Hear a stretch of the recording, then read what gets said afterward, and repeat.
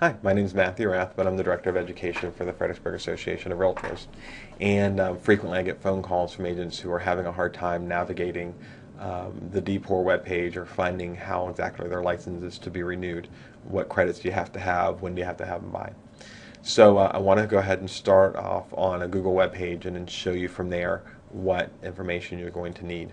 First of all, I start off at Google because it's the easiest way to remember or find the webpage you need. Go to Google, type in DPOR, Virginia, and do the search. The very first link that comes up is the DPOR Virginia webpage. Those are the ones who handle the real estate board inquiries and licensing, so we're going to start there. We're going to go to where it says License Lookup, click on that, and then we're going to find that we're on the main page for looking up licenses in Virginia, and obviously this is licensees for every type of industry that they oversee. So we want to see specifically the real estate board, so we're going to click on there, and I'm going to use Jennifer Rathbun because she is a post-licensing agent currently, and do a search. Now, I started off with a PL agent because this seems to be the most confusion right now.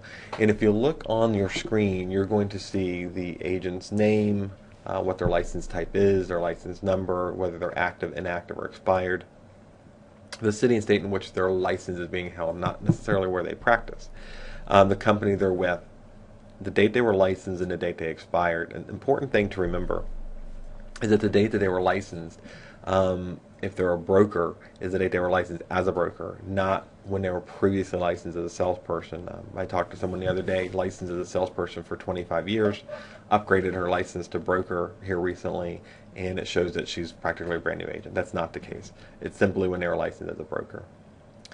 You can also scroll down and see if there were any open or closed cases on these individuals there. If they're closed, you're not going to get any detail. If they're if they're found in violation, you'll get detail. If they were not found in violation, there won't be any details.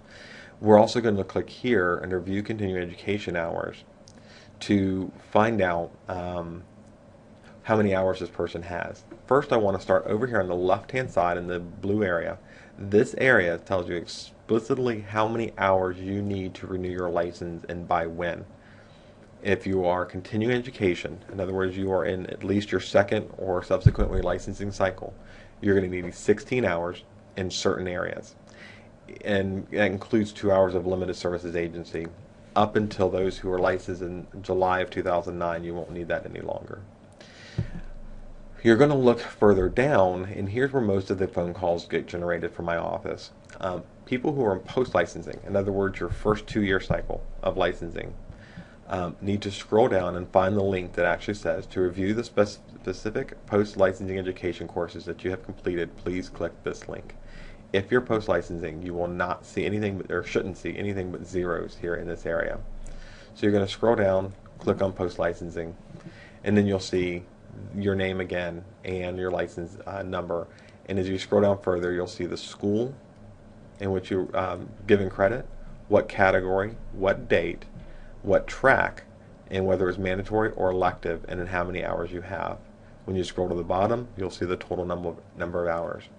Those agents licensed after July of 2008 need to have 30 hours of post-licensing credit in the first year period, and then you get a break, and then after you relicense the second year, you have 2 years to get your additional 16 hours of continuing education. Brokers need an additional 8 hours of broker management, and all of you need to pay special attention when you sign up for classes as to what category of approval they are to make sure they apply to what your needs are. And again, if you don't remember what the needs are, they're right here on the left-hand side. It tells you exactly how many hours and what categories you need for each one.